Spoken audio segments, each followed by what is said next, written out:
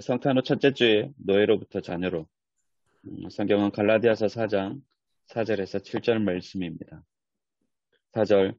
때가 참에 하나님이 그 아들을 보내사 여자에게서 나게 하시고 율법 아래에 나게 하신 것은 율법 아래에 있는 자들을 속량하시고 우리로 아들의 명분을 얻게 하려 하심이라.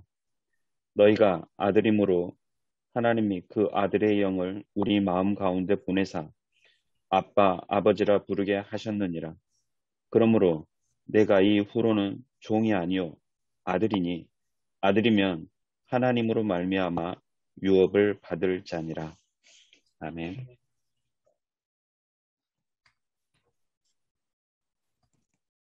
먼저 간략한 주석의 본문의 역사적 문학적 상황입니다.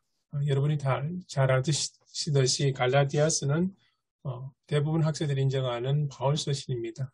그 갈라디아서 주 내용은 유대주의자들의 준동으로 인해서 복음이 변질될 위기에 처한 갈라디아 교회의 문제에 대해서 해결하고자 바울이 기록을 했습니다. 그 중심 내용은 이제 이신칭의, 믿음으로 어렵게 된다는 칭의 관점을 강조하고 있습니다. 갈라디아 교회의 상황은 잠깐 말씀드리면 수리아 안디옥 중심으로 이방 그리스도인이 증가하게 되고 바울이 이방인들 전할 그 복음에 대해서 극렬한 유대 그리스도인들이 이제 이의를 제기하면서 문제가 생겼습니다. 유대 그리스도인들이 구원을 받기 위해선 율법과 할례를 준수해야 된다라는 관점을 이야기를 하게 되죠. 여기에 대해서 이제 갈등이 생기고 이 문제를 해결하기 위해서 우리 사도행전 15장에 나오는 예루살렘 공의회가 이루어집니다. 아시는 것처럼 공의회에서는 율법과 할례 없이 오직 예수 그리스도를 믿음으로 구원받는 그 이야기가 다루어지고 결정이 됩니다. 그럼에도 불구하고 이제 극단적인 유대주의자들은 그 결정을 받아들이지 못하고 이제 특히 갈라디아 교회에 와서 이제 바울의 사도권을 공격하고 바울이 가르친 복음은 가짜 복음이다. 그러니까 그런 관점으로 이제 비판을 하게 됩니다. 그러면서 교회가 전체적으로 어려움에 처하게 되죠. 밑에 이제 그들이 주장했던 네 가지에 대한 이야기를 잠깐 적어 나왔고요. 그래서 이제 바울의 입장에서 율법으로 행한 것으로 율법을 행함이 아니라 복음을 듣고 믿음으로 구원받는다는 이 관점을 갈라디아서에서 강조를 하고 있습니다. 오늘 본문 주석과 해석을 보면 거짓 교사의 가르침에 대한 바울의 반론이 나옵니다. 여기서 거짓 교사는 그 유대주의자들입니다. 거기에 대해서 이제 아까 했던 네 가지 반론에 대해서 네 가지 그 유대주의자들의 주장에 대해서 바울이 반론을 하는 것이죠. 즉 바울은 자신이 전한 복음은 부활하신 예수 그리스도께 직접 위임받은 것이다 라고 이야기를 하고요. 두 번째는 자신이 전한 것은 사람을 기쁘게 하게 한 것이 아니라 예수 그리스도를 기쁘게 하는 그런 복음이며 자신이 전한 복음에 대한 일관성을 이야기합니다. 그러니까 두 가지 예를 제시하는데 억지로 디도를 할례를 받지 않게 했다. 억지로 할례를 받지 않도록 한 디도 이야기나 그리고 안디옥에서 베드로가 위선적인 행동에 대해서 비판을 했던 그 이야기를 합니다. 그리고 세 번째로 갈라디아 교인들을 향해서 너희들이 성령을 받을 때가 언제냐? 그때가 율법을 지키기 때냐? 아니면 율법을 지키기 전이냐? 요 질문을 하면서 율법을 지키기 전에 이미 그리스도를 믿을 때 성령을 받지 않았느냐? 그 이야기를 합니다. 그리고 네 번째는 아브라함도 믿음으로 의롭게 여겨졌고 그 율법은 아브라함 후 약 430년 이후에 모세가 받은 것이다. 그런 그 430년 이후의 율법이 아브라함의 믿음으로 의롭게 된 것을 부정할 수 없다라는 관점으로 주장을 합니다. 그래서 이제 결론적으로는 모든 인류는 예수 그리스도를 믿음으로 의롭게 된다는 관점을 관철시키고 있죠. 그래서 오늘 우리들이 읽은 그 갈라디아서 4장 4절에서 7절 말씀은 바울의 주장에 대한 그 결론부에 해당하는 것입니다. 중심 내용은 이제 율법 아래 노예의 삶에 대해서 이야기를 하고요. 그리고 이 노예의 삶 이 가운데 가운데 있었지만 때가 참에 하나님 때가 되며 새 시대가 왔다라는 관점을 이야기합니다. 그리고 나서 그 새 시대는 예수 그리스도께서 이 땅에 오셔서 십자가의 죽음으로 우리의 몸값을 치르시고 속량하셨다. 그 은을 믿는 믿음으로 우리는 그분의 은혜의 소유자가 된다. 그리고 그를 믿는 자들에게 하나님께서 아들의 영을 부어주셔서 하나님을 아빠, 아버지로 부르게 하신다. 그런 내용이 정리가 되어 있습니다. 그리고 이제 예배와 강단에서 이제 그 하나님의 아빠, 아버지로 부르게 한다. 양자, 입양 그런 관점에서 이해를 하고 그레코 로만스 때의 그 양자 어떤 의미가 있는지, 어떤 의의가 있는지 거기에 대한 6가지를 이제 정리를 해놨습니다. 그 양자 입양된 아이들은 진정한 진짜 참 아들이 된다. 뭐 친아들하고 구분되지 않을 정도로 하는 것 첫 번째고요. 두 번째는 아버지는 입양한 양자에게 생필품 모든 것을 필요한 것을 다 제공한다. 세 번째는 입양한 아들은 다시 의절하는 것은 불가능하다. 한번 받아들인 것은 영원히 그대로 유지가 된다. 네 번째는 입양한 아들이 다시 노예로 된다든지 다시 천한 신분으로 환원될 수 없다. 다섯 번째는 그러니까 친부가 입양된 그 아들에 대해서 다시 권리를 주장할 수 없다. 입양한 그 아버지가 그 아들에 대한 권리를 온전히 행사할 수 있다. 그리고 여섯 번째가 입양된 아들은 그 입양한 아버지로부터 유업을 받을 권리가 있다. 그렇게 여겨졌습니다.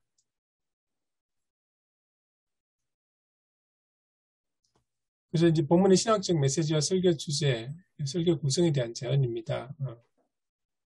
은혜 받은 자는 그러니까 이미 이제 성인의 신분으로 된 것이죠. 어린아이에서 그리고 종에서 성인이 자유인, 자발적인 의지를 가지고 하나님을 섬길 수 있는 그 사람이 된 것인데 그 성인이 다시 어린아이나 종으로 돌아가서는 안 된다는 그런 관점을 이제 이야기를 하고 있습니다. 자발적으로 순종하는 성인에서 명령과 규정에 예속되어 따르는 어린아이나 종으로 돌아가서는 안 된다. 그런 관점을, 그런 이제 이야기를 하면서 이제 그 앞에서 이야기했던 그레코 로만 당시에 그 입양된 사람에 대한 그 관점을 이제 신학적으로 우리 그리스도인들에게 적용하면 이렇게 됩니다. 우리 그리스도인은 하나님의 자녀가 된 자들이죠. 그러니까 우리 그리스도인은 하나님의 온전한 자녀가 되었다. 과거형입니다.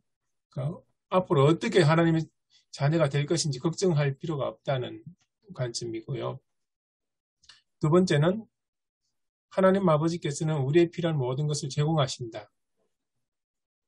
세 번째는 우리는 하나님으로부터 영원히 분리될 수 없다. 한번 입양된 하나님의 자녀는 하나님께서 떨어지지 않는다. 그런 관점이고요. 네 번째는 우리는 너의 신분으로 되돌아갈 수 없다. 그러니까 이전의 신분으로 하나님 자녀에서 떨어져 나갈 수 없고 그리고 또 이전에 종의 신분으로 그렇게 되돌아가지 않는다. 다섯 번째, 죄와 혹은 사탄, 그러니까 과거에 친부라고 그러죠. 친부 같은 죄와 사탄이 하나님의 자녀인 우리들을 향해서 권리를 주장할 수 없다. 오직 하나님만이, 우리를 자녀 삼아주신 하나님만이 그 권리를 주장할 수 있다. 여섯 번째, 우리는 예수님과 함께 유업을 받을 존귀한 자녀이다. 이렇게 정리를 했습니다. 이 주석을 가지고 이제 설교는 이렇게 정리가 되어 있습니다. 첫 번째 이제 도입, 고대 그리스도의 세 가지 질문이 나오고요. 그 다음에 이제 오늘 주석에 나오는 그 갈라디아 교회의 상황에 대해서 이야기를 합니다. 유대주의자들이 바울을 공격했고 그것을 왜 공격했는지는 질문 형식으로 제시가 됩니다.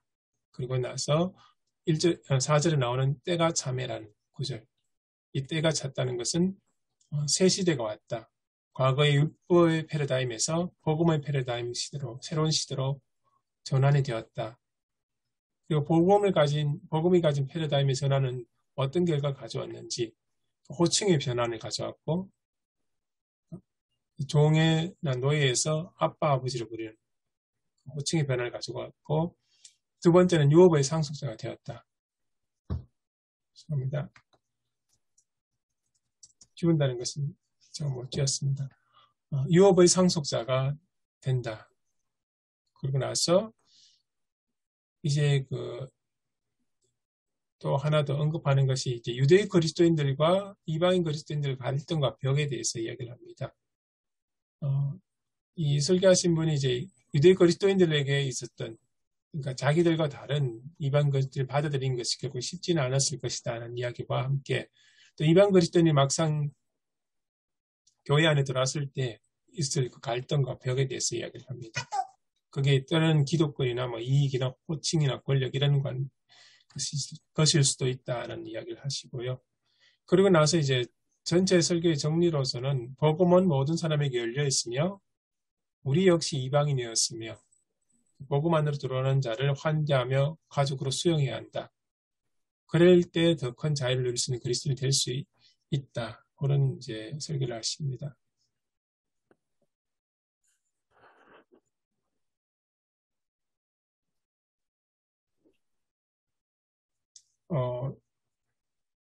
오늘 이제 이 수석을 가지고 함께 잠깐 나눴으면 하는 질문들과 주제들은 네 가지입니다. 4절에 때가 참회를 새 시대가 되었다고 해석한다면 이전 시대와 새 시대 무엇이 다른가 하는 것 하고요. 또 율법 아래 있는 자, 우리 본문 속에 율법 아래 있는 자 혹은 종이 나오는데, 그리고 하나님의 아들 상태가 어떻게 구분되고 어떻게 다른가. 이건 본문에 대한 이해와 성도들을 설교할 때 성도들에 대한 이해가 좀 필요할 것 같고요. 그리고 이제 예비와 강단의 그리고 로마 시대 이방에 관한 이야기를 했는데요. 이게 우리 지금 현대 한국 성도들 혈연 중심주의가 강했기 때문에 이방에 대한 관점을 이해하고 받아들이는데 조금 어려울 것 같기도 합니다. 그래서 이제 그걸 어떻게 이해를 시켜서 성경이 말하는 하나님의 자녀가 되었다는 것이 어떤 의미인지 전할 수 있을지 좀 이야기를 해봤으면 좋겠고요. 그리고 극렬한 유대주의자들과 바울 사이에 있었던 그 벽, 그걸 이제 염두에 두고, 그러면 오늘 우리 교회 안에 그런 높은 벽은 없을까? 오랫동안 예수 믿는 사람들과 새롭게 예수 믿어 들어오는 사람들 이 사이에 높은 벽은 없을까? 그런 문제, 그게 무엇일까? 그런 문제 한번 이야기해 봤으면 좋겠습니다. 예, 제 발전은 여기까지입니다.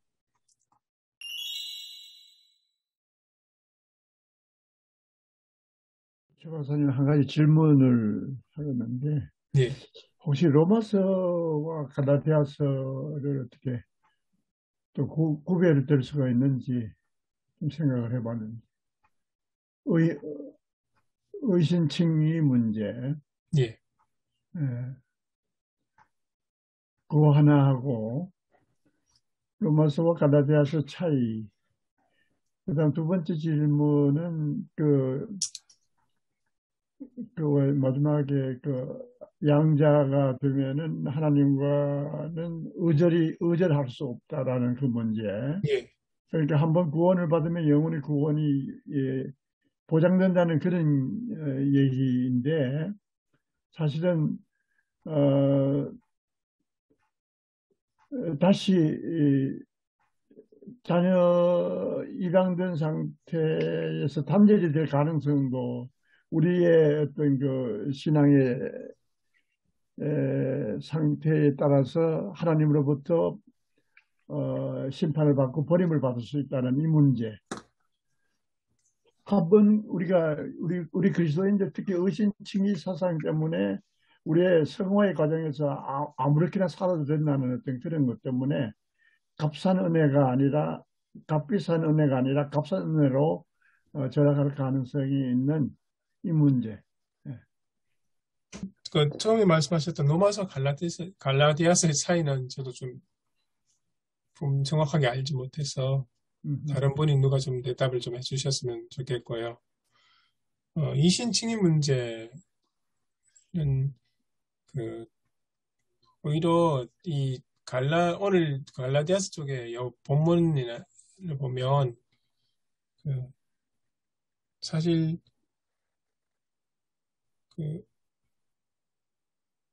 완전히 그 행위 자체를 부정하지는 않는 것 같습니다. 그러니까 우리가 하나님의 자녀가 된 것, 그것은 순전히 하나님의 은혜로 시작을 하죠. 그러니까 이신칭이란 문제의 첫 번째는 믿음으로써 어렵게 된다는 것은 하나님의 은혜로부터 출발을 하는 것이 전제가 되어야 될 것 같습니다. 그리고 나서 이제 오늘 예배 강단에도 나오는 것처럼 이전에, 그러니까 하나님의 자녀가 되기 전에는 이제 종인과 조금 구분돼야 될 부분이기도 한데요. 우리 오늘 본문에는 두 가지가 서로 이렇게 섞여서 나옵니다. 하나는 뭐냐면 상속 받은 자가 미성년일 때하고 성인이 됐을 때, 그러니까 미성년일 때는 가르치는 후견인에 따라야 되지 않습니까? 그리고 성인이 되면서 온전히 자기 주권을, 그러니까 자기 권리를 행사할 수 있지 않습니까? 그 이야기하고 또 하나는 이제 입양되는 관점에서, 그러니까 아들이 아닌 자가 아들로 입양된 그런 관점입니다. 그 두 가지가 섞여 있는데 이신칭의 문제에 있어서는 그 두 번째를 설명하시면 좀 나을 것 같습니다. 그러니까 우리가 하나님의 자녀가 아니고 그냥 율법 아래에 있는 자, 그 종에서 하나님의 아들로 되는 것은 그건 우리의 능력이나 우리의 무슨 공로나 그런 게 아니고 오직 하나님의 은혜로 예수 그리스도를 믿음으로 하나님의 자녀가 된다는 것이 먼저가 전제가 되어야 되고요. 그 다음에서 하나님의 자녀가 되었을 때 어떠냐, 그게 끝이 아니라는 거죠. 그러니까 하나님과 관계 속에서 하나님을 닮아가는 것. 그런 차원에서 생각하면 성화라든지 거룩한 삶이라든지 그런 문제가 해결이 될 것 같습니다. 근데 우리는 자꾸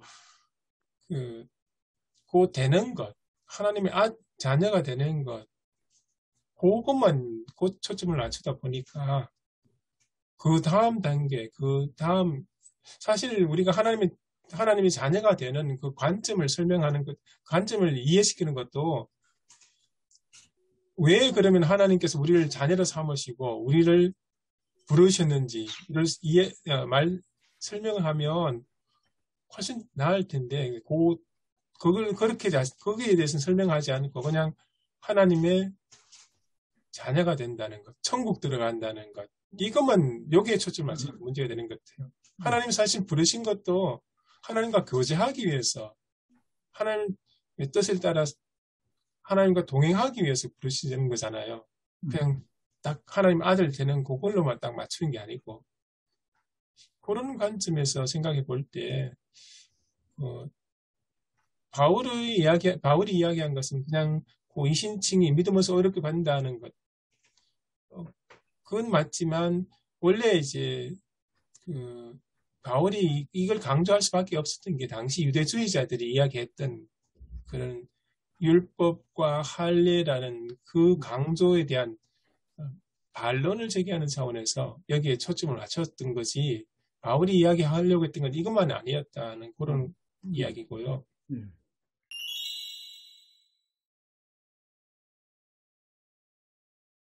그러면 우리 이제 첫 번째 4절에 보시면 때가 참에라고 시작이 됩니다. 이 때가 참에라고 시작되는 이 부분, 결국 예배와 강단에서는 새 시대가 도래했다라고 이야기를 합니다. 그래서 이제 그러면 이전 시대하고 그 새 시대하고는 어떤 게 다른지, 어떤 차이가 있는지 거기에 대해서 조금 같이 나눠봤으면 좋겠습니다. 이전 시대라는 것이 이제 우리 성경 본문상으로 보는 우리가 다루지 않았던 4장 1절부터 3절까지 이야기거든요. 그리고 4절부터 때가 참에 이렇게 이어집니다. 이 부분을 이해하면 이제 아까 조금 전에 이야기했던 이신칭이라든지 하나님의 자녀가 된 아들이 된다는 그런 문제도 좀 어느 정도 이해가 되지 않을까 그렇게 생각이 됩니다.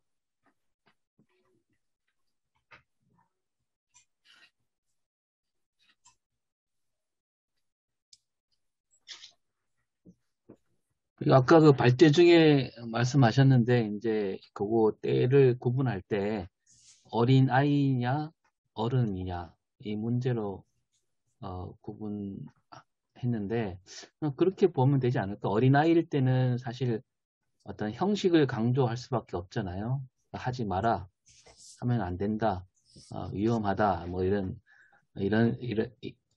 시대였다면 어른이 돼서는 그렇게 할 필요가 없는 거죠. 왜 하지 말아야 되는지 어른은 얼마든지 납득할 수 있고 스스로 판단할 수 있고, 그러니까 이제 예수님이 오신 이후로는 우리가 어린아이에서 이제 머물지 말고 이제 어른이 된 사람으로서 어떤 그 하나님 말씀의 의미를 깨닫고 하나님 그 율법의 정신을 깨닫고 그렇게 살아야 된다. 이런 의미에서 구분할 수 있지 않을까 생각합니다. 지난주 본문하고 이렇게 연결해 보면은 그 감추어졌던 것, 부분적으로 나타났던 것, 이런 것들이 이제 완전히 계시가 완전히 드러나게 되고 그 부분에서 전체로 이렇게 하고, 그래서 저는 그 이전 시대와 새 시대는 그 이번에 질문에 나오는 것처럼 율법 아래에 있던 시대, 그 다음에 복음 아래에 있던 시대, 이렇게 한번 생각을 해봤거든요. 저도 그 율법의 시대와 복음의 시대를 우리가 구분한다면, 지금 성탄절이 왔기 때문에 우리가 쉽게 많은 분들이 예수님 전과 예수님 이후, 그리고 성탄절 첫 주니까 시대적인 상황으로도 잘 그것들이 맞아서 충분히 풀어갈 수 있겠다, 그런 생각이 듭니다. 근데 나는 이번에 성탄절 설교를 준비를 좀 봤는데, 결국은 그때 때가 찼다는 것은 카이로스, 하나님의 때가 시작되었다는, 새로운 시대가 시작되었다는 얘기 아니겠어요? 결국 성탄절을 기준으로 해서 BC와 AD로 갈라놓는 것처럼, 이때까지는 우리는 하나님을 왕으로 모시지 않고, 임금으로 모시지 않고, 주인으로 모시지 않고 살았던 우리가 예수 그리스도를 통해서 이제는 진짜로 하나님을 우리의 임금님으로, 주인으로, 특히 우리 이사야 52장 7절 말씀, 하나님이 다스리신다라는 그 얘기가 영어 성경 보면은 Your God is King이라 그렇게 돼 있고, 독일어도 마찬가지고, 그러니까 하나님이 왕이다라는, 그죠? 우리의 이제 주인은 하나님이다라는, 하나님이 왕이 되셔서 주권을 행사하시는 그 지배하에 있는 우리와 그렇지 않을 때의 삶은 달라야 된다는 그런 얘기가 되지요. 이때까지 우리가 하나님 나라 얘기를 했잖아요. 하나님의 나라의 결정판이 결국 예수 그리스도의 성탄인데, 하나님이 지배하시는, 왕으로 지배하시는 나라가 시작된 거 아니겠어요? 그런 의미에서 우리가 내 주인이 누군가 하는 문제, 나를 지배하시는 분이 누군가, 누구의 지배를 받고 사느냐 하는 문제, 하나님의 주권 하에서 우리가 살아가야 되는 우리들이 그렇지 못하는, 내가 주인 노릇을 하고 내가 왕 노릇을 하는, 이것이 결국 하나님을 반역하는, 우상 숭배하는 그런 의미에서 성탄절을 기점으로 해서 새로운 시대에 속한 우리들이 그리스도인으로서 어떻게 살아야 할 것인가 하는 문제를, 이는 당위지요.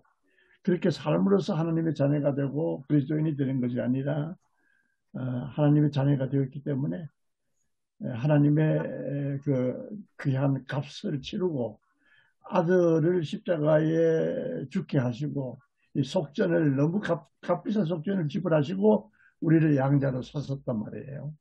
이제는 종이 아니라 아들이 되어버렸단 말이에요.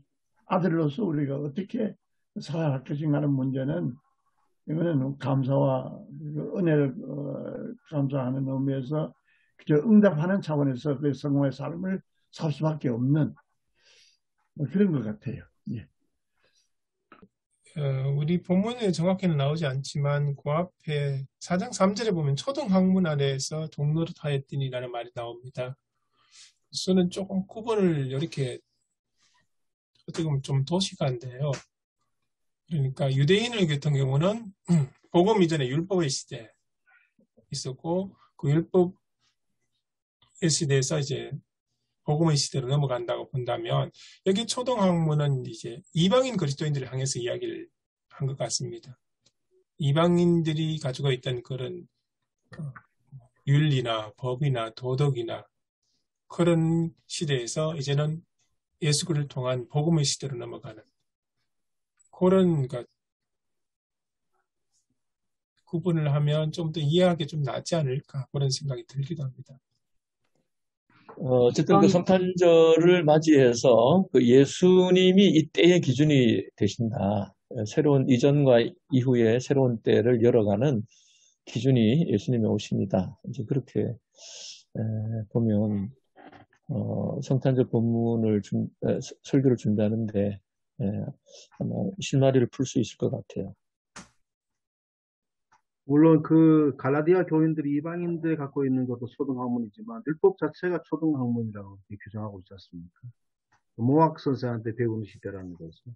그게 필요 없다는 건 아니고, 그 율법 자체가 뭐 전혀 뭐 부정하거나 그런 게 아니고, 결국 그는 복음을 알기 위한 초등학문 정도의 그런 거라고 하는 것을 규정 짓는 것이 아닌가 보고, 우리가 이제 점점점 우리가 이제 보면 옛날에 우리가 뭐 유치원 때 배우던 이런 것들이 다 기초가 되어서 오늘날 우리가 있는 것처럼, 결국은 율법의 어떤 그것들이 없으면 복음도 이해하기 어렵잖아요. 그러니까 이제 그렇다고 다시 옛날로 돌아가서 유치원 교재 가지고 공부하지는 않지 않습니까? 그래서 그렇게 율법과 복음과의 관계는 그렇게도 설명을 주로 많이 하고 있고, 그래서 맞습니다. 예. 그래서 그 예수님도 율법을 완성하러 오셨다고 그랬거든요. 예, 율법을 완성하러 온 것이지 율법을 폐하러 온 게 아니고, 그래서 뭐 저도 이제 그런 생각을 좀 합니다. 예. 뭐 낡은 교재, 새 교재가 나왔는데 그 낡은 교재 가지고 공부할 필요는 없는 거죠. 예, 뭐 다 맞는 말씀인데, 여기 그 이제 갈라디아서 4장 3절에 나오는 초등학문이라고 했을 때, 이 성경에서는 그 뭐죠, 이 밑에 주석에요, 고대 우주관과 운명론 등이라고 돼 있어요. 그러니까 초등학문을 그렇게 얘기하고 있는데, 그게 그렇게 보면 아까 최영재 목사님이 말씀하신 그 이방인들이 갖고 있는 어떤 사상 체계를 얘기한다라고 볼 수 있겠죠. 네. 4장 3절만 보면. 네.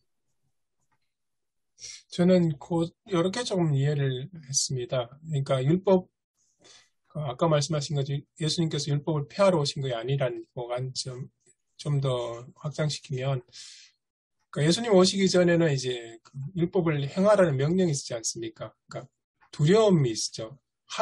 하느냐 못하느냐. 못할 때는 징벌이라는 심판이라는 이런 관점이 있었다면, 그러니까 우리가 뭔가를 자꾸 해서 하나님으로부터 인정을 받고 하나님께 받아들여지는 그런 두려움, 불안, 그런 상황에서 율법을 따랐다면, 이제 예수님이 오셔서는 이제 이미 우리를 하나님의 자녀로 받아주셔서 이제는 우리의 신분은 확실하게 하나님의 자녀라는 게 정립이 되어 있죠. 우리가 그걸 하는 것은 나를 받아주시고 나를 자녀 삼아주신 하나님께 감사해서 그분의 닮아가고 그분의 말씀에 순종하며 사랑하며 나아가는 그런 관점에서 두 시대가 크게 다르지 않을까 그런 생각이 듭니다. 어떻게 보면 겉으로 보면 같은 이제 한다는 개념, 행한다는 개념이 있을 수 있는데 이제 그 중심의 동기나 그 근거 자체가 많이 다르다는 그런 관점을 이해할 수 있지 않을까 그렇게 생각이 듭니다.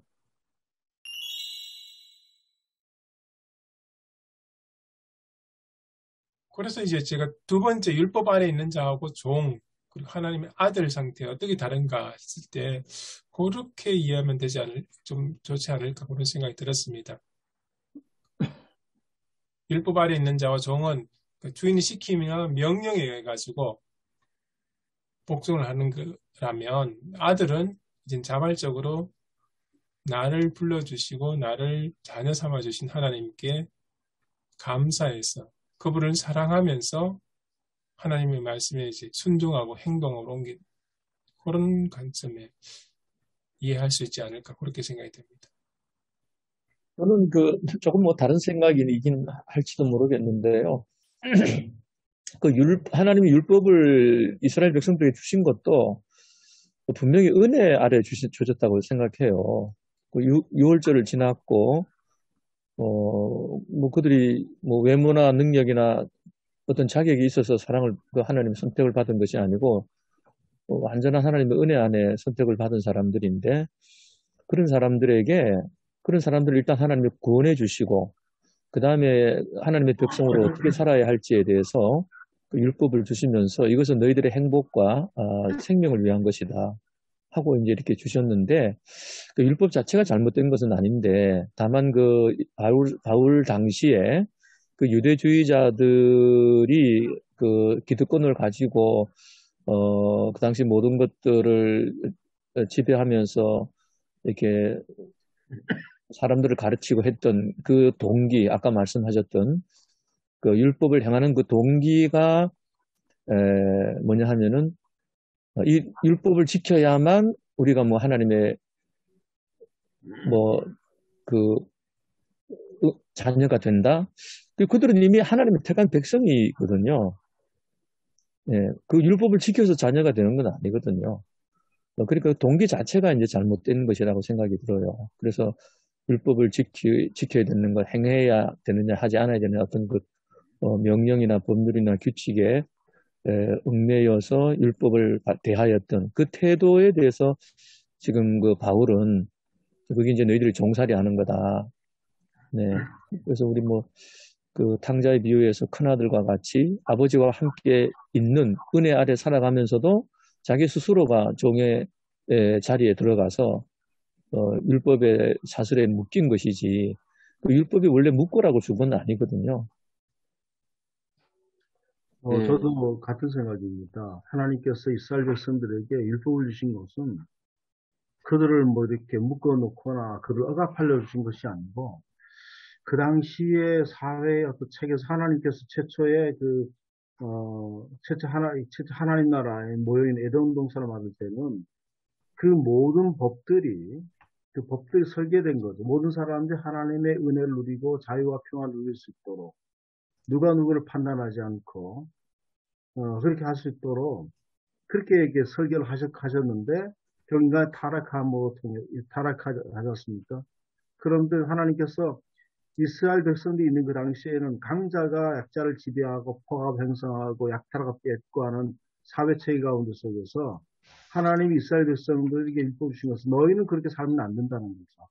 그 속에는 하나님 나라가 있고 하나님 나라가 이루어질 수 있는 설계를 다 그 법 속에 다 기초해놨기 때문에 했는데 그게 저는 권 목사님 얘기한 것처럼 율법이 잘못된 건 아닌 거죠. 그러니까 나중에 그것도 율법이 결국 잘못 적용을 하면서 하나님 예수님께서 다시 율법을 원래의 다시 그 뜻을 다시 해석해 주셨지 않습니까? 되찾아 주잖아요. 그렇게 우리가 볼 수 있겠다 싶은 생각이 듭니다. 그 1970년대인가 저 정확하게 기억이 안 나는데 그 샌더스라는 교수가 그 구약 율법을 아까 이제 권 목사님 말씀하신 대로 율법을 가리켜서 언약적 율법주의라고 이름을 붙이잖아요. 그러니까 율법이 그 하나님이 주실 때 너희들이 이 율법을 지켜야만 내 백성이다 이렇게 말씀하신 게 아니라 너희들은 내 백성이니까 이 율법을 지켜라. 그 출애굽기 20장에도 그렇게 내가 너의 하나님이다라고 먼저 말씀하신 다음에 율법을 주시잖아요. 그래서 우리가 근데 오해하기 쉬운 게 이제 그걸 이제 세 관점이라 그러는 것 같은데 그 바울이 율법주의에 대해서 공격할 때 율법주의 자체가 잘못됐다라고 공격한 것이 아니라 갈라디아서나 뭐 로마서나 그 유대주의자들 중에서 할례와 음식 정결법을 자꾸 내세우는 그런 유대주의자들 향해서 비판한 거지 율법을 지키는 사람에게 대해서 비판한 건 아니라는 그런 그 세 관점이 벌써 1970년에 나왔다고 이렇게 들었거든요. 예, 우리 중요한 얘기인데 우리가 하나님의 자녀가 되기 위해서 율법을 지키는 것이 아니라 하나님의 자녀이기 때문에 율법으로 그렇게 살아야 된다는 얘기인데 옳은 얘기죠. 지난번에 제가 지난주에 그 직설법과 명령법을 얘기를 했는데 직설법 인디카티브는 우리가 하나님의 자녀이다. 그러므로 자녀다운 삶을 살아야 하는 명령이 그게 포함이 되어 있거든요. 예, 그런 구조로 생각하면은 이 갈라디아서나 로마서도 결국은 직설법과 명령법으로 풀면은 쉽게 될 것 같아요. 의신칭의를 받았기 때문에 하나님이 우리를 의롭다고 하고 우리를 양자로 받아주셨기 때문에 그렇게 살아야 되는 그 양자답게 살아야 되는 당리 뭐 그렇게 풀면 될 것 같고요.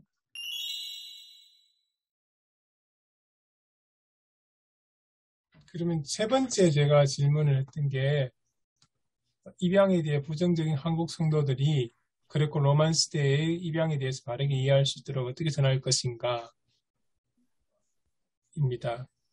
그러니까 우리는 입양 그러면 조금 부정적인 뉘앙스를 가지고 있지 않습니까? 입양하면 나중에 후에 친아들이 태어나면 찬밥 신세다 듣는지 서로 다르게 대우를 받지 않습니까? 그 문제를 좀 이야기를 했으면 좋겠습니다. 그리고 오늘 성경 본문에도 보면 그 5절, 6절, 7절 보면 그 키워드가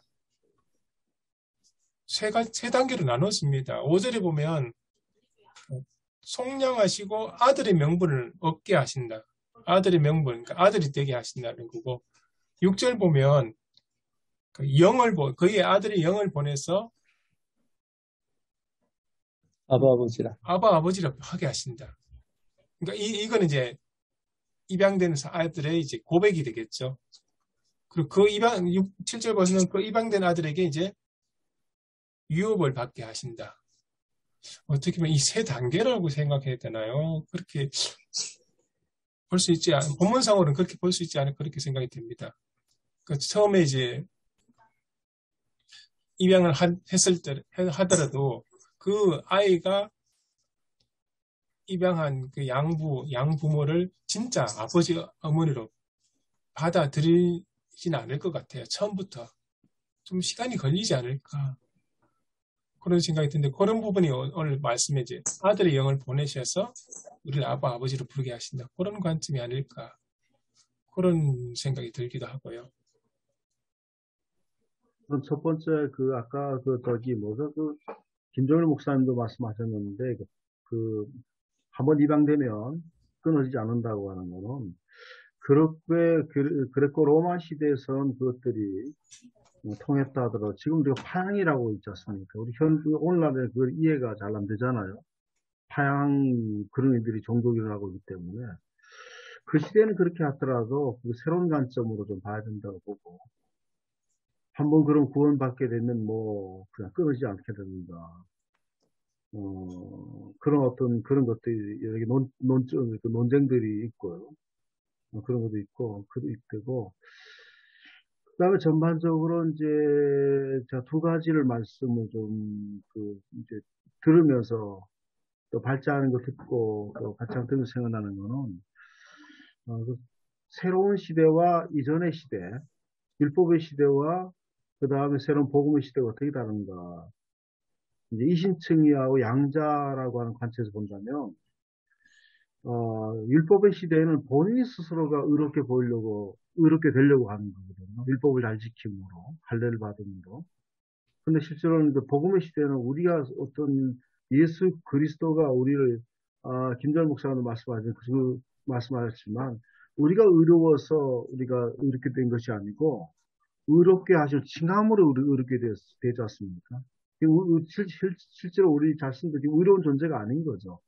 의롭다고 칭함을 받은 존재일 뿐이라는 사실. 그래서 다른 사람을 볼 때도 우리가 뭐 이렇게 오랫동안 신앙생활 잘하고 뭐 교회 여러 가지 충성하고 또 교회사하고 있는 새벽기도라든지 뭐 이런 걸 잘해서 의롭게 된 것이 아니고 우리가 벌써 예수를 통해서 의롭게 되었기 때문에 우리가 의로워진 것이다. 그래서 다른 사람을 보는 관점도 우리가 똑같지만 똑같은 관점이라고 이렇게 봐야 된다고 생각되고 양자도 마찬가지입니다. 양자도 자기 잘 보이려고 잘 보여가지고 무슨 자기가 다른 사람보다 특별하고 잘 보여서 양자가 된 것이 아니고 우리 양자들 자격이 없음에도 불구하고 양자 삼으셨다는 거죠. 우리가 보육원 같은데 그런 얘기 듣습니다. 보육원 가면 새로운 입양하는 사람이 보잖아요. 그럼 막 아이들이 잘 보이려고 막 근작하고 예뻐 보이려고 그러고 막 그렇게 해야 입양한 사람이 그 중에 데려가는데 어떤 입양하는 분들은 아예 그냥 특히 장애인들을 입양하는 분들이 계시잖아요. 그런 외적인 기준으로 볼 때는 입양할 수 있는 상황이 아닌데도 불구하고 장애인을 입양하는 그런 어떤 분, 정말 굉장히 귀한 분들인데 우리도 실제로는 입양받을 가치가 없는 존재인데도 불구하고 우리가 예수를 통해서 입양시켜 주셨다는 거죠. 그래서 그런 관점에서 우리가 본다면 나만 아니라 다른 사람을 보는 관계 속에서도 그렇게 다른 사람들을 우리가 봐야 된다. 사랑할 가치가 없지만 우리가 사랑할 가치가 실제로 있어서 사랑하는 것도 아니고 또 포용할 수 있는 가치가 있어서 포용한 것도 아니고 바로 그런 관점에서 우리가 새로운 시대에 우리가 살아야 되지 않겠나 그렇게 발제를 듣고 그런 생각이 듭니다. 근데 제가 궁금한 것은 이제 양자라고 했을 때 그러면 우리가 하나님의 양자가 됐는데 그러면 양자가 아니고 원래 친아들이 있었단 얘기예요?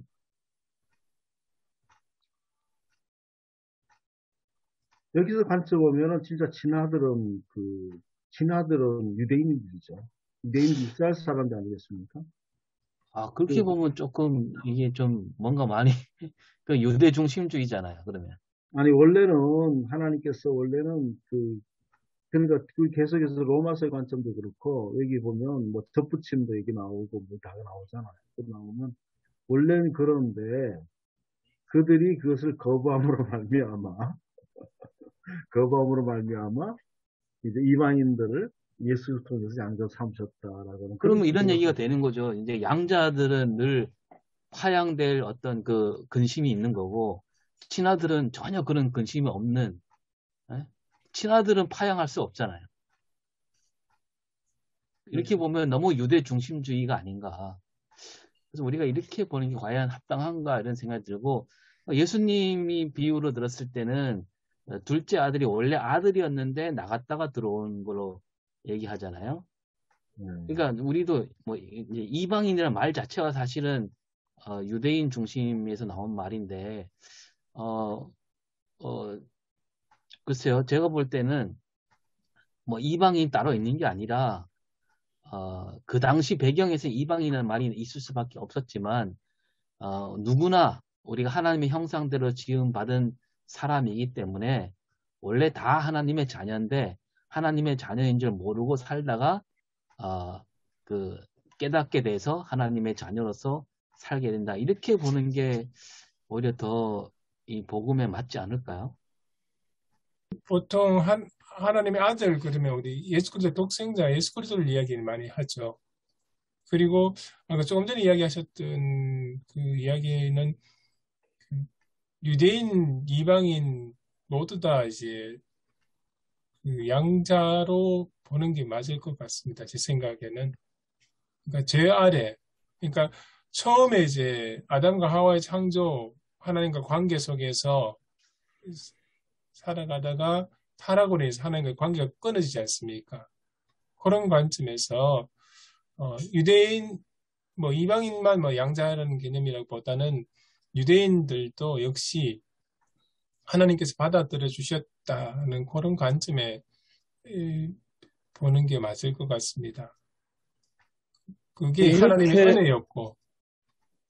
이렇게도 봐도 맞고, 뭐 저렇게 봐도 맞는 것 같고요. 근데 이제 그걸, 본질적으로 본다면은, 뭐, 말씀드린 것처럼, 이방인이 어디 있습니까? 만인이 다 하나님의 형상이고 창조물인데. 네, 그러나 이제 부분적으로 보면은, 그 당시 배경에서는 어쨌든, 이제 유대주의라는 배경에서 바울이 이제 이 글을 썼기 때문에 그렇게 이해할 수도 있는데요. 저도 예수님이 하나님의 아들이고 우리를 형제 삼았다고 그렇게 얘기를 하셨잖아요, 그렇죠? 그러니까 친아들은 예수님이라고 우리가 이제 복음적으로 넓게 본다면은 그 정말 자기 아들의 목숨을 바치게 함으로 그 아들의 원수된 우리를 오히려 양자로 삼은 하나님의 사랑. 그래서 예수님이 우리의 선구자가 돼서 예수님이 걸어가신 모든 길을 우리가 똑같이 그대로 봤잖아요. 우리도 하늘에 올라가고 우리도 만국을 다스리고 이런 것까지 예수님 하신 우리 모든 그 예수님이 받으셨던 그 은총을 우리도 이제 받는데요. 그 아까 저기 율법과 복음을 나누면서 그 이제 율법은 인간의 행위가 강조가 돼 가지고 자기 의를 드러내게 되고 복음은 하나님이 만드신 의로 예수 그리스도의 의를 우리가 믿음으로 받게 되는 이제 그런 말씀하셨는데 뭐 그 당시 상황으로는 이제 바울이 율법과 복음을 그렇게 대조시키는 거는 뭐 거기에 있다고 봐요. 유대인들의 그 자기의, 그 다음에 이방인들은 뭐 자랑할 자기 의가 없으니까 그냥 자기 죄인됨을 알고 무조건 하나님의 의를 받아들인 이거를 이제 비교한 게 아닌가 그렇게 생각을 합니다.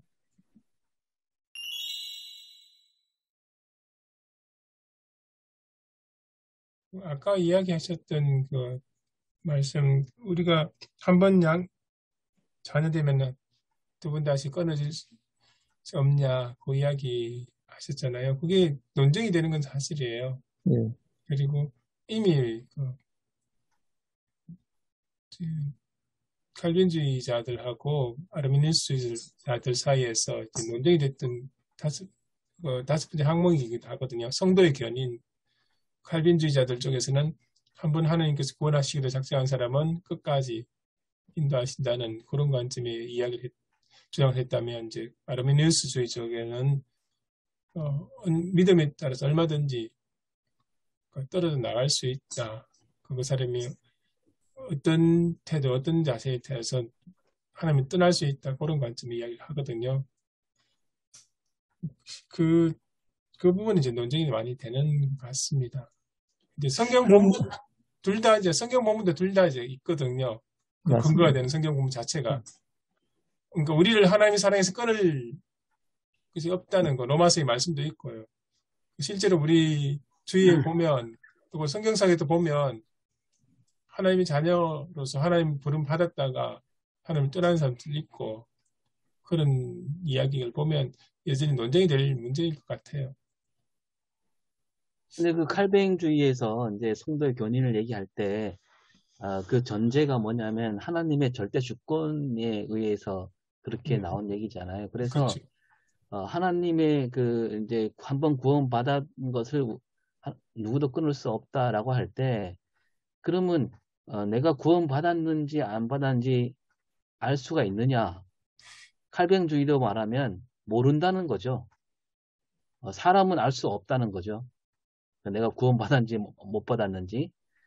그렇게 본다면, 그런 식으로 해석한다면, 그러니까 이제 우리가 흔히 알고 있는, 내가 구원받았으면 나는 뭐 영원히 구원받은 거다. 이렇게 얘기하는 것은 칼뱅주의가 아니라는 거죠. 왜냐면 내가 구원받았다는 것은 나는 모르니까. 모르는데 어떻게 그렇게 말할 수 있냐 이거죠.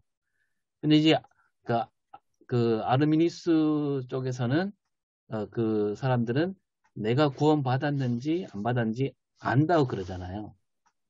네, 거기서는 안다 그러거든요. 대신 알미니안에서는 내가 구원받았는지 안 받았는지 알지만 나는 언제든지 구원 그 반열에서 제외될 수 있다. 이렇게 보는 건데, 그러니까 한국교회는 이게 섞인 거죠. 내가 구원받는지 나는 알고 내가 확신이 있으니까 나는 구원받았다. 그 다음에 이거는 사실 이제 알미니안이고 이걸 갖고 칼뱅으로 들어가는 거죠. 나는 구원받았으니까 나는 영원히 구원받은 존재다. 이렇게 이제 섞은 거죠, 사실은. 이거 잘못된 교리죠. 그러니까 이쪽이면 이렇게 가야 되고 이쪽이면 이렇게 가야 되는데 교묘하게 섞어 놓은 거죠. 저는 그 성도의 견인을 하나님 앞에 가서 내가 구원받았다는 것을 그 뭐라 그럴까요? 자기 구원이 완성된 것을 본 사람이 자기의 삶을 돌아보면서 이거는 정말 성령님의 견인이었다라고 고백하는 것이지. 예, 글쎄 저는 아까 말씀드린 것처럼 그 하나님의 절대 주권과 또 하나님이 우리 인간에게 주신 자유의지, 이게 다 이제 그 구원의 과정에 있기 때문에 어느 한쪽도 그래서 저는 결국 이거는 우리 그 목회자들 개인이 이걸 잘 스스로 이해하고 소화해야 될 문제이지, 이걸 가지고 또 교리 논쟁으로 들어가가지고 맞다 틀리다 이렇게 막 얘기를 해버리면은 정말 우리 누가 정말 그렇게 명쾌하게 잘 이렇게 그 하나님의 절대 주권과 인간의 자유의지를 정말 절묘하게 해석을 해놓으면 참 좋겠는데 이게 말로는 잘 안 되는 거거든요. 예. 그래서 저는 하나님의 선택이 잘못될 리는 없다고 생각해요. 실수하시는 하나님이 아니신데. 그래서 그 사람이 구원받았느냐 받지 않았느냐, 어떤 사람이 중간에 떨어지더라 이런 걸 우리가 보면서 구원 안 받았으니까 저런 사람도 구원 받을까 이런 의심을 하면서 얘기를 하는데, 정말 구원에 관한 문제에 대해서는 끝까지 하나님이 아는 비밀이지 우리 인간이 결코 그 사람의 생애를 놓고 이렇게 저렇게 판단 못 한다고 생각합니다. 저는. 그러니까 칼뱅에 따르면요, 우리는 알 수 없는데 자기가 그냥 자기 생각에 나는 구원받았다 생각했는데 나중에 보니까 구원 안 받았네. 이거는 뭐냐면 구원 받았다가 안 받은 게 아니라 나중에 떨려내서 나간 게 아니라 칼뱅에 따르면 이 사람은 처음부터 구원 받지 않은 사람인 거죠. 그렇게 되는 거죠. 네. 네. 저는 오늘 본문 보면서 아빠 아버지, 네. 우리가 그렇게 부를 수 있게 해주셨다는 그거. 그래서 저희도 맨날 기도할 때 하나님 아버지라고 계속 기도하잖아요. 그래서 저희들이 보통 저희 교회도 마찬가지고 평균 연령이 거의 50을 넘어 60을 바라보고 있기 때문에 이분들에게 교리가 이렇고 구원받 그것보다는 아빠 아버지로, 그러니까 오늘 제목도 노예로부터 자녀잖아요. 아빠 아버지로 부를 수 있게 해주신 그러면서 이 땅에 오신 그 주님이시잖아요. 거기에도 초점을 맞춰야 되지 않을까라고 생각을 하고 듣고 있습니다. 우리가 기도할 때 아빠, 아버지하고 하는 것이 생소하잖아요. 근데 아빠, 아버지가 정말 우리가 쉽게 친밀한 어떤 그런 어떤 호칭인데, 이게 이제 이단들이 많이 쓰고 있습니다. 특히 이단들 가운데서 엘리야 복음 선교원자라는 한농 복구회가 있거든요. 이 사람들 기도할 때 아빠, 아빠라고 그래요. 하나님 아빠 이렇게 부르거든요. 그렇게 해야 좋은 건데 이단 쓰여 있고, 하나는 또 창조주 하나님이 있잖아요. 창조주 하나님이 굉장히 창조자가 창조주 그냥 좋은 말인데 누가 쓰 여호와의 증인들이 쓰고 있습니다. 창조주 하나님. 그래가지고 이것들을 쉽게 사용하기가 이 언어를 우리가 사용하기가 좀 그런 면들이 있습니다. 또 기쁨 얼마 좋아요. 기쁜 소식 얼마 좋아. 기쁜 소식금은 어디입니까? 구원파들이 쓰고 있습니다.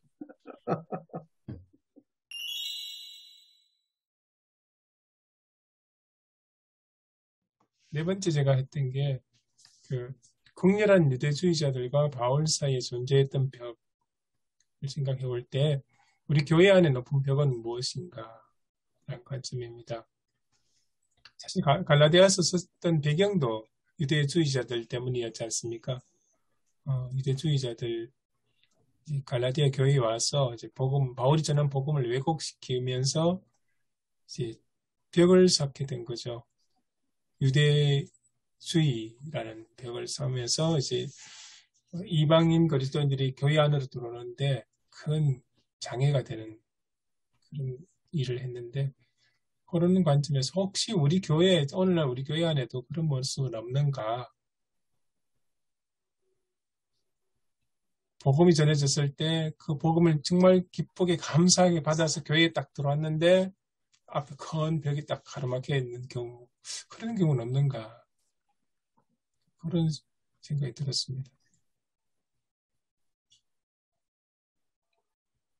교회 안에 장벽이 너무 많죠. 사람, 인간관계의 장벽들이 많습니다. 실제로서 교회 안에, 우리 안에 존재하고 있는 것들이 정말 넘을 수 없는 벽들이 굉장히 많이 있거든요. 그래서 이 벽들을 어떻게 허물고 낮아져야 될 건가라고 하는 것이 오늘 교회의 각 교회들이 당면하고 있는 문제라고 볼 수 있거든요. 그래서는 예수 그리스도의 탄생이 계속돼야 되는 이유가 예수님께서 계속 이것들이 반복돼야 되는 어떤 이유가 있다는 생각 들고요. 이스라엘 백성이 광야에서 드디어 나왔었을 때는 물론 그들이 불순한 백성들로 돼 있지만 광야는 거의 보편적인 삶이지 않습니까? 뭐 잘 살아도 얼마나 더 잘 살고 갖고 있어도 얼마나 더 많이 갖고 있겠습니까? 그러니까 뭐 이렇게 같은 거예요. 한 동네 안에도 뭐 네가 잘 살아도 얼마나 더 사냐, 뭐 네하고 내하고 그렇게 차이가 없으면 그렇게 싸움이 없는데 완전히 차이가 나면 굉장히 동네한테 갈등이 심합니다. 교회 안에서도 물론 그게 존재하고요. 그래서 결국 나중에 이제 이들이 가나안에 들어가서 능력의 차이, 각기 산지 기업의 차이로 인해서 빈부의 격차가 심하지 않습니까? 그것처럼 오늘날에도 그런 사회에 그런 빈부의 격차들, 교회 안에서 격차가 존재하기 때문에 계속해서 복음의 메시지는 우리가 반복되어야 된다는 것. 예수 그리스도는 그것을 위해서 오셨고 벽을 무너뜨리기 위해서 오셨고 그렇기 때문에 이것은 계속 오늘도 계속 반복된다. 그렇게 말씀을 좀 받아드리고 싶습니다. 그 벽은 무너지는 거죠. 벽은 벽은 예수님께서 무너뜨리셨으니까 벽은 무너지는 건데 벽은 무너진다고 기대하고 목회해야죠. 그죠. 그게 힘드니까. 근데 그 광야의 삶으로 돌아가면 뭐 더 가질 것도 자랑할 것도 없어서 저는 인간의 그 부패한 본성으로 보면 광야의 삶을 살아도 네가 먼지 하나 더 가지고 있고 나는 먼지 하나 없고 너는 그늘에 있고 나는 양지 쪽에 있고 뭐 하여튼 이것 가지고라도 또 차별을 만들 것 같아요. 그래서 광야의 삶이든 도시의 삶이든 인간의 부패한 속성은 어디 가도 변함이 없으니까 늘 자기 주장이 옳다고 생각하고 그래서 저는 교회 안에서 제일 듣기 싫은 소리가 정의파들이 너는 옳고 뭐 자기가 맞고 누구는 틀리다. 이거 아주 그냥 열받아요. 그것 때문에 교회 분쟁이 다 일어나거든요. 길은 돌아갈 수도 있고 또 직선으로 갈 수도 있는데 이 길만 맞다는 거예요. 이렇게 교회가 가야만 맞다는 거예요. 막 속이 터지죠. 그래서 그러니까 그래서 경험 많으신 분들께 그렇게 주장하신 분들에게는 어떻게 해야 됩니까?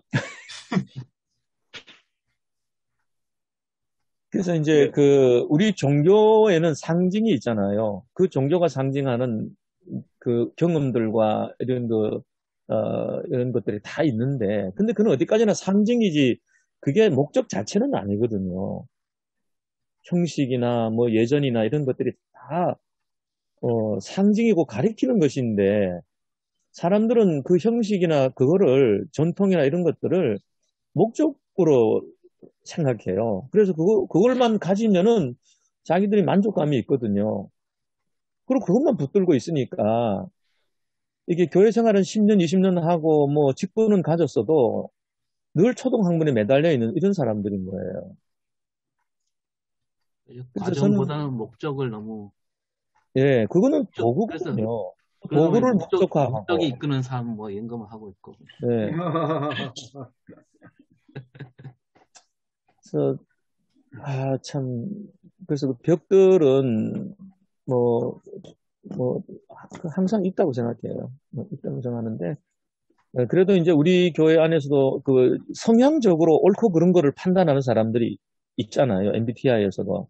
뭐 어쩔 수 없는데 그런 사람도 이제 자꾸 이제 복음으로 이렇게 접근을 해서 요즘은 회의하면은 그래도 어제도 뭐 아주 열받아가지고 이제 당신 손 떼라 내가 다 한다 뭐 이런 식으로 나왔는데 옛날에 같으면 그분은 회의 안 하고 박차고 나가는 사람이었거든요. 근데 지금은 나가는 일은 없어요. 많이 좋아졌네.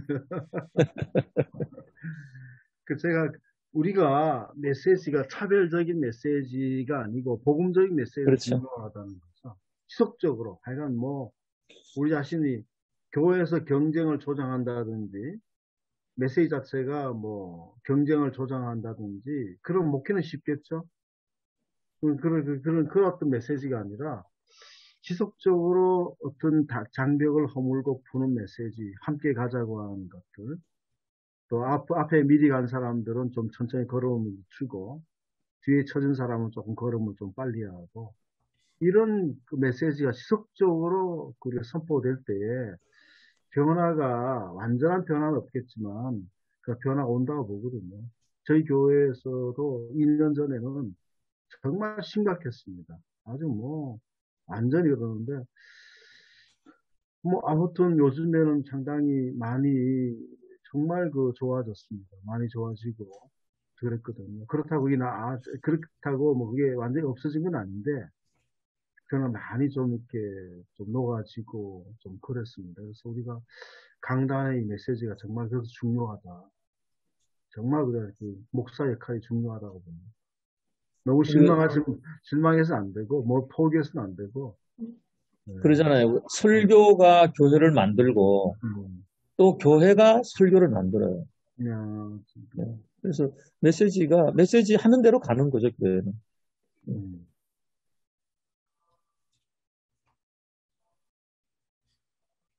그러니까 선교지랑은 전혀 다른 환경들이 너무 많더라고요. 그러니까 그래서 이게 저는 이제 선교사 출신이다 보니까 이웃사랑 선교에 많은 설교에 집중이 돼 있는데 그러면서 어제 제 아내가 그러더라고요. 우리가 든든히 서야 돼.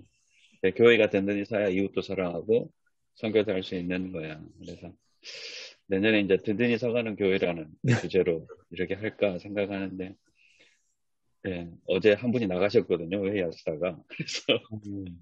그래서 이게 전혀 다른 모습들이 있으시구나. 그러니까 코로나 때문에 전혀 이제 움직이지 못하다가 이제 좀 움직임을 이제 슬슬 움직이고 있는데, 이 모습들이 이게 전혀 제가 아직 전혀 알지 못하는 그 모습들이 존재하시는구나. 그런데 제가 이쪽 편도 들 수도 없고 저쪽 편도 들 수도 없잖아요. 그래서 그러니까 어떻게 보면 정말 아무 문제 아니거든요. 정말 아무 문제 아닌데 이런 문제들이 있구나. 그래서 이게 네, 아무튼 쉽지는 않은 것 같아요. 하나하나 문제들이. 그래서 교회 안에 있는 벽들이 주님의 이름으로 허물어지는 게 정말 우리가 가족들은 싸울 수 있잖아요. 분명히 가족들은 싸울 수 있지만 싸워도 금방 툴툴 이렇게 터니까. 근데 정말 가족들은 그러는데 한 지체들은 그래서 정말 이 지체고 가족인 걸 확인시켜 드리는 게 더 중요하지 않을까라고 생각하고, 요즘 이제 선배님들이 너무 존경스럽고 어떻게 몇십 년들을 하셨을까 다시 한번 존경스럽다는 말을 드리고 싶더라고요.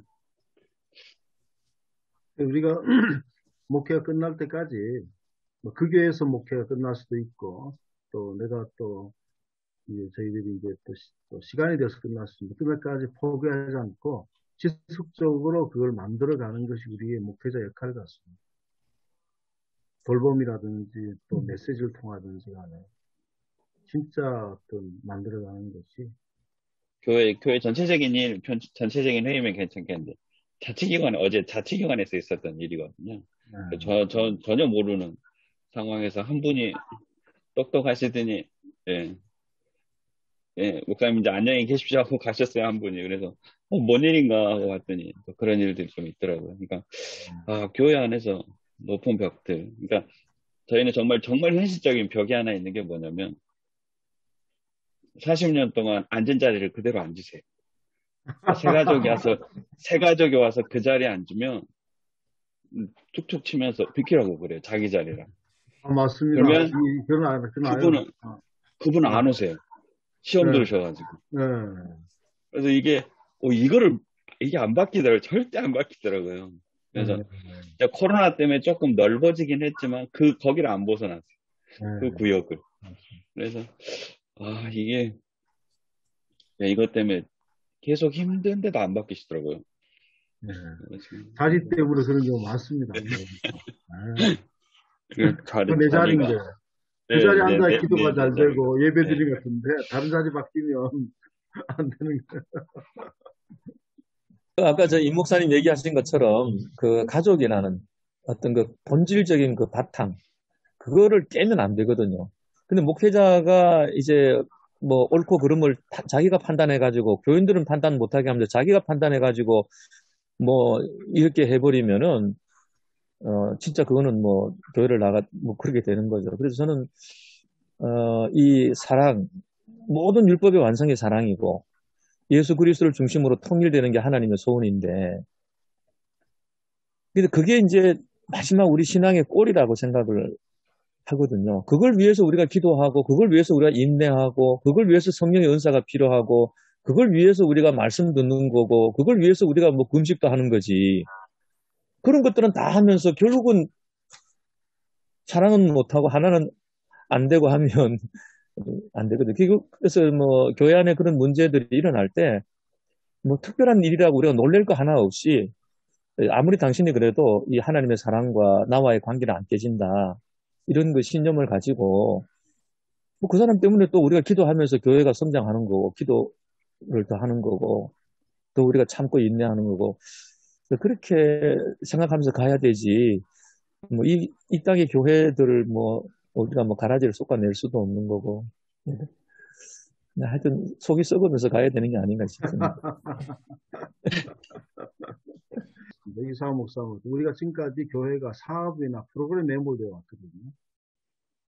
근데 그 일들은 잘 되는데 실상 우리의 그 지금 현재 있는 모습들이 실상이거든. 교회 모습인데 이 감춰지고 가려졌던 거죠. 그러니까 막 사업이나 이것들이 잘 되어서 교회가 뭔가 막 하나가 되는 것 같은데 실상은 그렇지 않았다는 거죠. 그래서 지금 우리가 실제로는 그것들이 드러나고, 원래 그랬었거든요. 원래 그런 교회가 아니라는 게 아니라 원래 그랬었는데 실제로 이게 그런 것들 사업이 없어지면서 그게 이제 드러나게 됩니다. 됐다고 볼 수 있거든요. 그래서 지금 우리가 목사님, 저도 그렇습니다. 와서 고민들이 교회를 참 어떻게 교회되게 하는가. 우리가 거기에 좀 힘써야 되겠다.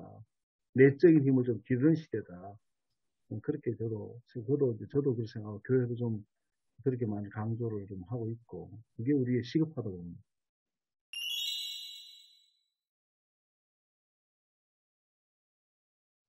저는 뭐 AD와 DC, 율법과 복음, 이전 시대, 뭐 새 시대, 이게 다 이제 같은 이제 분류하는 건데요. 일단 그런 걸로 율법과 복음 크게 이제 이것을 얘기하고, 우리가 이제 예수님이 오셔서 완전히 계시를 드러내셨는데도 아직까지 구약적인 그런 사고의 틀에 내어 있는 이런 부분들을 좀 쉽게 좀 얘기해주고, 아까 말씀하신 것처럼 뭐 성도의 견인이라든지 뭐 또 파양이라든지 이런 부분은 논쟁거리가 많으니까 그냥 우리가 할 수 있는 일은 지금 아바 아버지라고 우리가 부를 수 있는, 송년주일에 제일 좀 적합한 컨셉은 아바 아버지인 것 같아요. 이 하나님이 지켜주셨고, 예, 우리를 끝까지 이렇게 보호해 주셨고, 또 새해도 그렇게 해주실 것이다.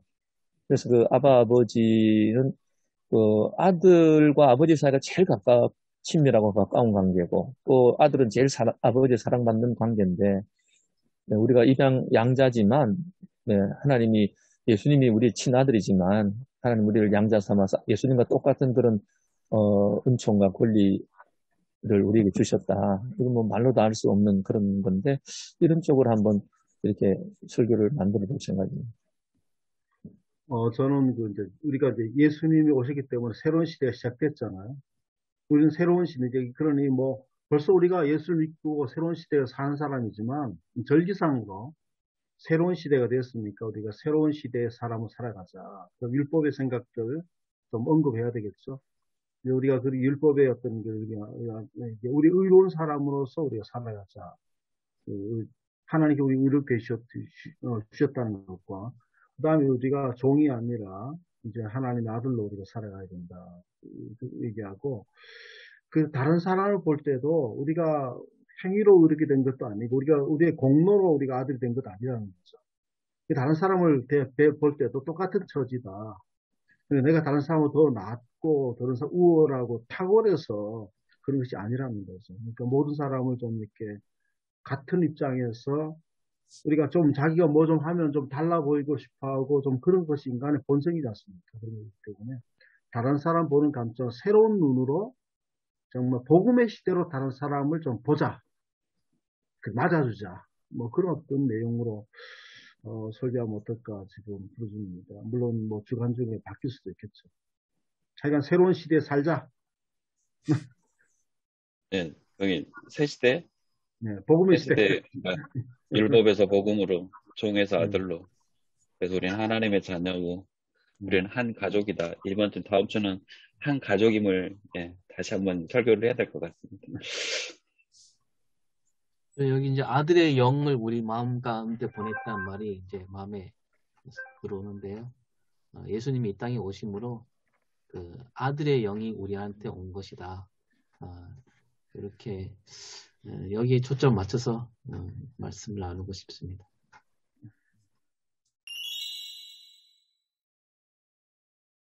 사랑과 은혜가 많으신 하나님 아버지, 귀한 시간 저희들 허락해 주셔서 함께 하나님 말씀을 읽고 묵상하고 대화를 나눴습니다. 주의 진리의 말씀이 저희들을 살리고 저희들을 바르게 인도합니다. 주님, 저희들에게 귀한 말씀을 전하는 사명을 주셨사오니 이 말씀 바르게 전할 수 있길 원합니다. 저희들이 전하는 말씀으로 생명을 살릴 수 있길 원합니다. 주께서 역사하시고 함께해 주옵소서. 이번 한 주 동안도 주님 함께 하시고 성탄절을 앞둔 이 귀한 시간 의미 있고 값진 시간 되게 하시고 우리 목사님들 늘 건강하도록 지켜 주옵소서. 예수님의 이름을 기도합니다. 네.